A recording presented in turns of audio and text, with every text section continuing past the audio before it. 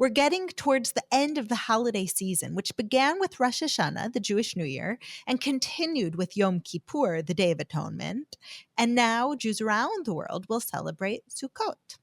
On today's podcast, we're going to talk about the Feast of Tabernacles and one of the themes of the holiday, unity. We'll look at the biblical practices of Sukkot and how they encourage a spirit of unity. In times that we live in now, when people seem more divided than ever, we need to find ways to unite. Sukkot is a time to bring people together, and in this episode, we'll talk about practical ways that we can all do that. Like all Jewish holidays, the Feast of Tabernacles, Sukkot, is rich in meaning and messages, and the Bible is very clear about the main purpose of the holiday. In Leviticus 23:42-43, we read, "Live in temporary shelters for 7 days. All native-born Israelites are to live in such shelters, so your descendants will know that I had the Israelites live in temporary shelters when I brought them out of Egypt. I am the Lord your God." Now, that's a lot. Let's unpack that for a moment. God instructs us to live in temporary shelters for 7 days. In Hebrew, this kind of shelter is called a sukkah, and in the plural form, these shelters are called sukkot. Sukkah is one sukkah. Sukkot is many sukkahs. Sukkot is also the name that the Bible uses for this holiday.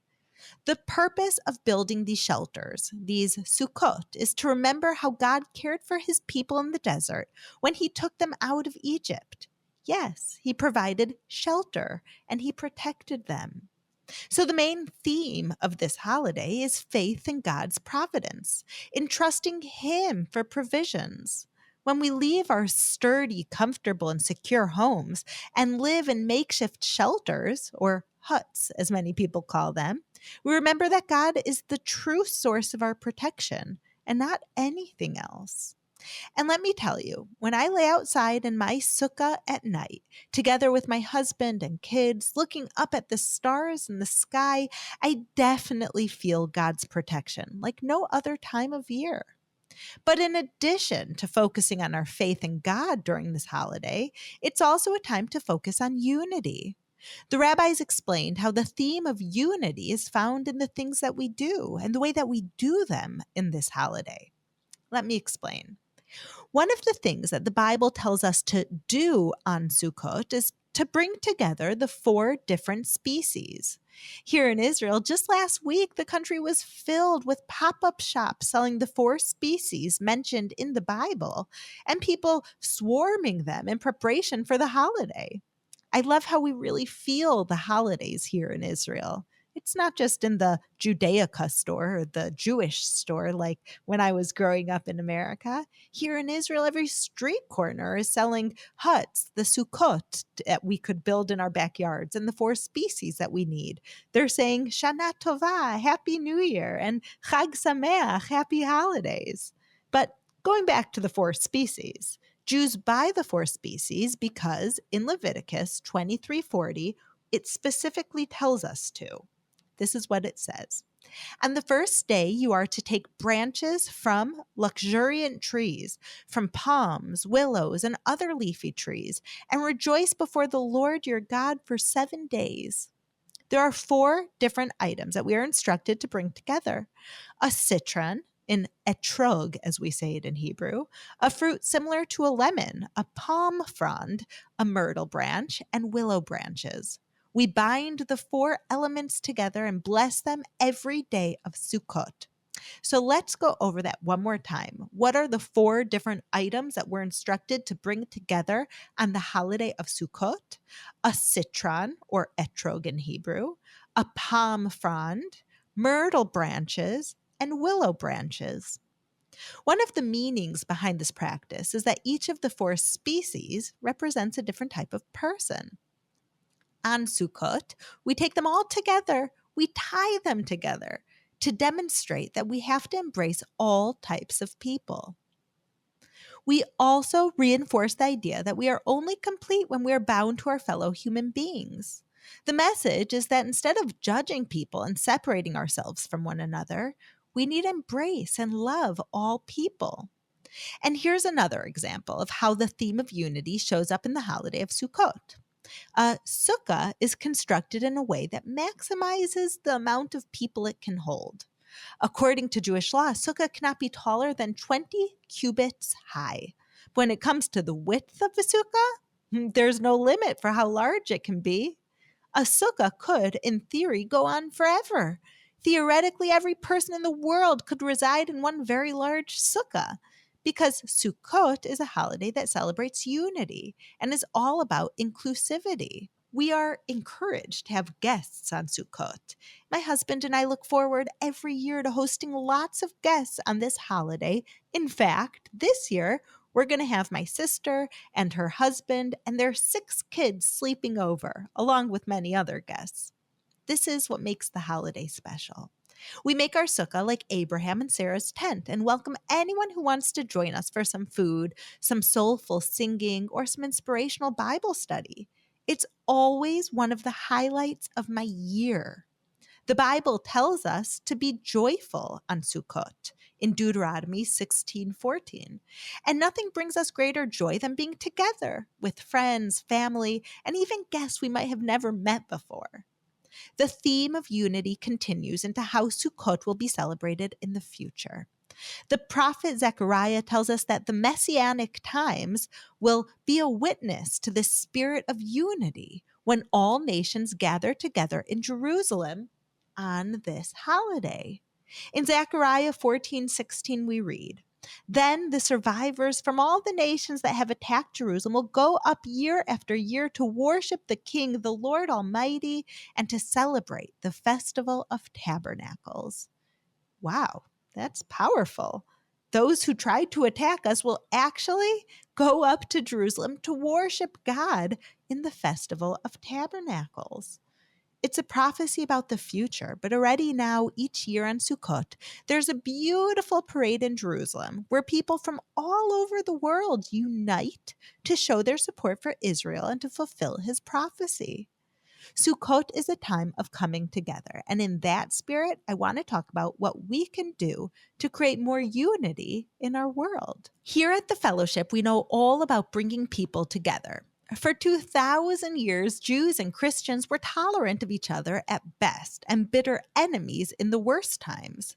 But now, for the first time in history, we have a relationship, a friendship, and the unity between us has resulted in incredible blessings for all of us. So I want to share with you 3 ways that I have learned to build bridges of understanding, of unity, just as my father, Rabbi Yael Eckstein of blessed memory, did in his lifetime. There are 3 ways that we can bring all people together and foster this messianic vision of more unity in the world. Here's the first thing we can do. Make it a practice to give all people the benefit of the doubt. This is a big one because so many relationships are ruined because of misunderstandings or the inability to see things from another person's perspective. And it's such a shame because it really doesn't need to be that way. So many connections are severed because of a mistake, because of a misunderstanding. If we want to live in a more unified world, we have to stop writing people off so quickly and so easily just because we had a misunderstanding. When we aren't so quick to judge and react when it seems that someone has offended us, we have nothing to lose and a whole lot to gain. I learned this lesson from my father in the way that he reacted when a prominent leader said something about the Jewish people that was considered extremely offensive. It happened in 1980. Reverend Bailey Smith, who at the time was the president of the Southern Baptist Convention, gave a speech in which he mentioned that the Jewish prayers have no value because, and I quote, "God Almighty does not hear the prayer of a Jew." That speech got national attention, and Jewish organizations were understandably up in arms. They condemned Reverend Smith and demanded a retraction. But my father reacted very differently. He suspected that the Reverend didn't fully understand the implications of his words, and that he spoke not from a place of hatred or evil, but from a place of misunderstanding. So instead of lashing out at the Reverend, he invited him to go on a trip with him to Israel. Reverend Smith accepted my father's invitation, and he brought along a delegation of fellow Southern Baptist ministers. The trip was a huge success. It was full of meaningful experiences and conversations that cleared up a lot of misconceptions.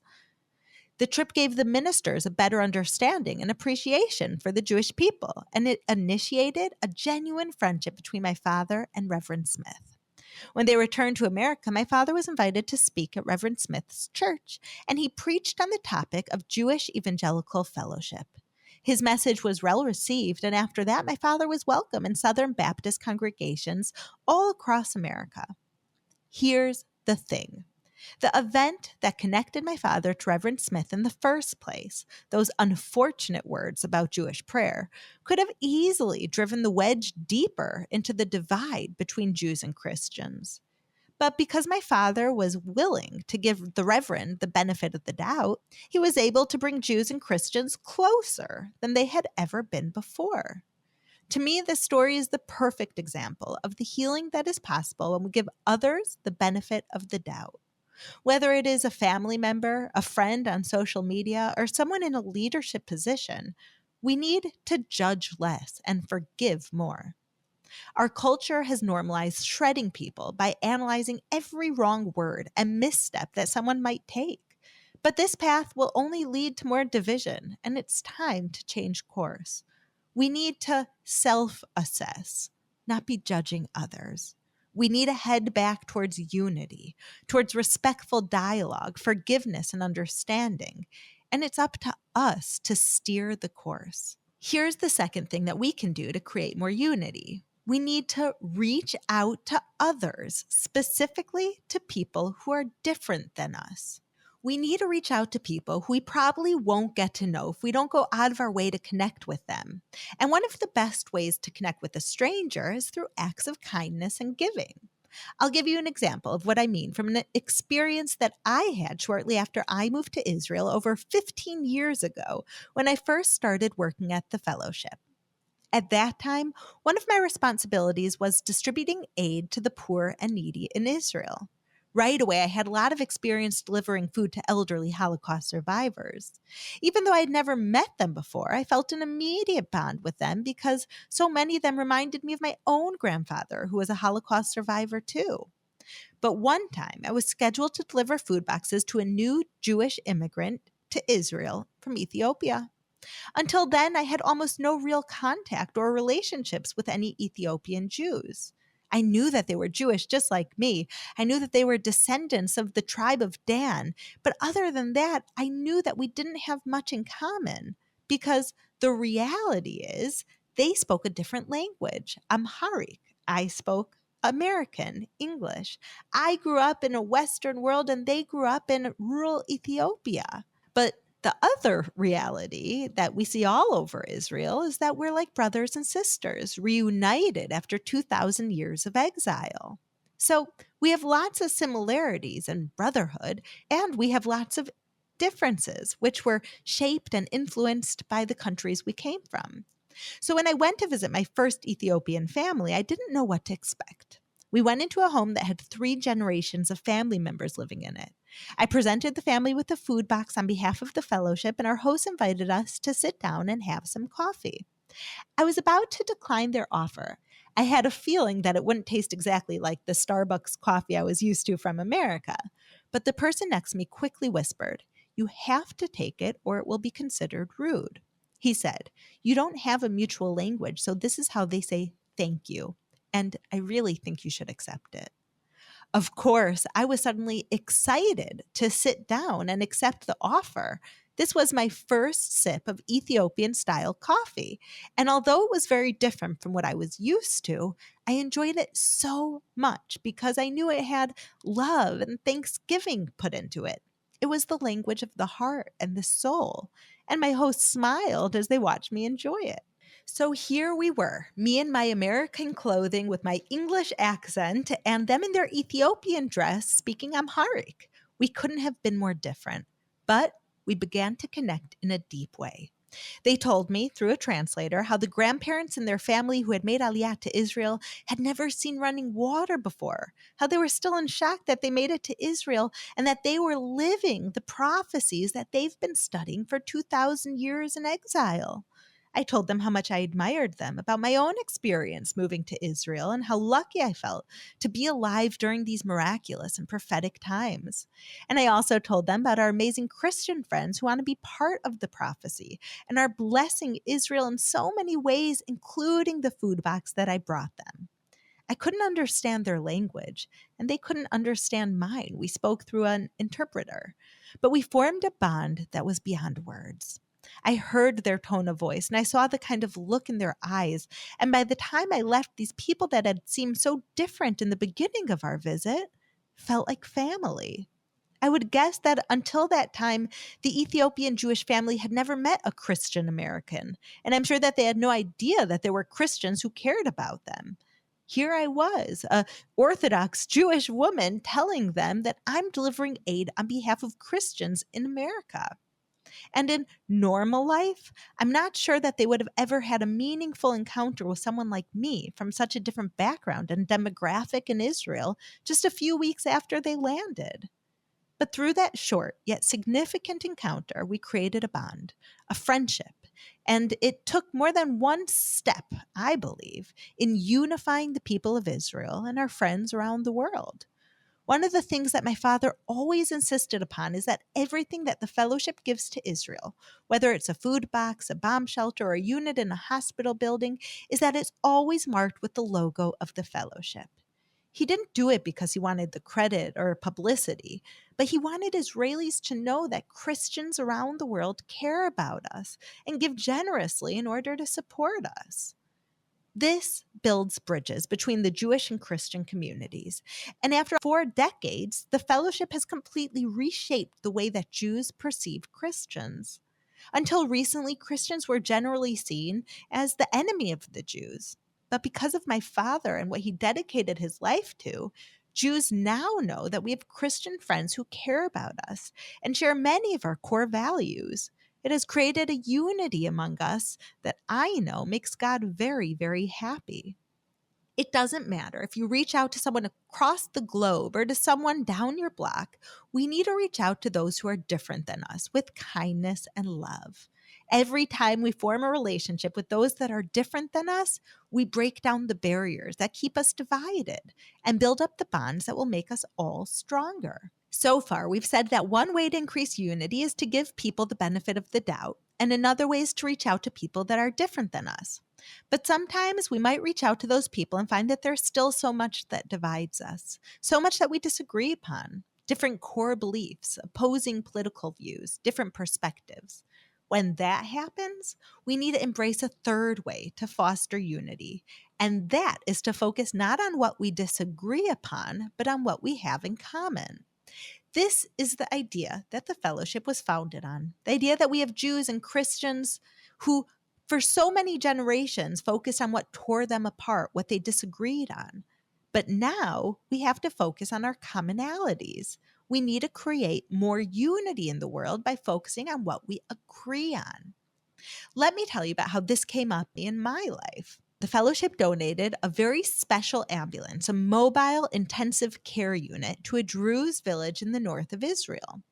In case you don't know anything about the Druze people, I'll tell you a little bit about them. The Druze people are Arabs who follow an esoteric, monotheistic religion. So they aren't Muslims, even though they are Arabs and have always lived in the Middle East. There are less than 2 million Druze in the entire world, and about 150,000 of them live in Israel and have lived here for hundreds of years. They have their own unique culture, beliefs, and way of living. So when I met the leaders of the Druze village, where we donated the special ambulance, I felt like I had even less in common with them than my Ethiopian Jewish brothers and sisters. It wasn't just the culture and the language that separated us, but also our fundamental beliefs and our entire way of life. But then I remembered something that I had heard about the Druze in Israel. They are extremely loyal, so much so that they are willing to serve in the IDF, the Israel Defense Forces, in huge numbers, and a high percentage of them even serve in the most elite units defending Israel. Many Druze soldiers have given their lives for the state of Israel. Not only that, but the Druze consider themselves descendants of the biblical Jethro, the father-in-law of Moses.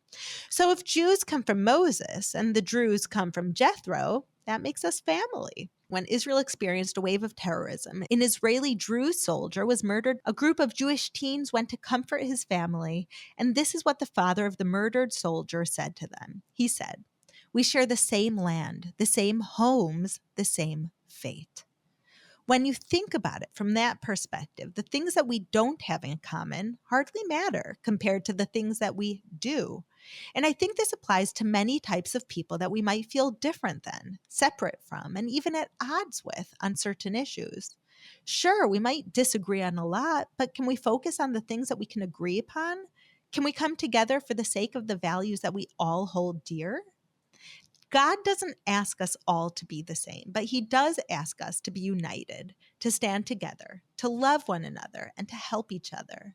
If we stay fixated on how we are different, we will always be at odds with each other. But if we can shift our focus to our commonalities, we can create a lot more unity in the world. And that unity is a blessing that we will all benefit from. Friends, the time to come together and put our differences aside is now. We face too many enemies and challenges to let our differences weaken us. As people of faith, we need to come together for the sake of the values that we share. We are stronger and better together, and together we can defeat any threats in miraculous ways. Psalm 133:1 says, "How good and pleasant it is when God's people live together in unity." And verse 3 adds, "For there the Lord bestows his blessing, even life forevermore." This week, let's bring people together and draw down the blessings that come from living in unity. Let's choose to see the good in everyone, to give people the benefit of the doubt. Let's reach out to those who are different than us with generosity, kindness, and love. And let's stay focused on what we have in common with each other and overlook the small differences that don't even matter in the long run. It might be challenging to overlook the differences and disagreements that usually divide us, but when we do, God promises that goodness, pleasantness, and blessings will follow. Shavua Tov, my friends. Have a wonderful week, and Chag Sukkot Sameach, wishing you a joyful Sukkot from here in the Holy Land. Thank you for listening to the Nourish Your Biblical Roots podcast. If you like what you have heard, visit me at mybiblicalroots.org for more of my teachings, videos, blogs, and books. You can also follow me on Instagram at Yael_Eckstein or on Facebook at Yael Eckstein. Shalom, and see you next week.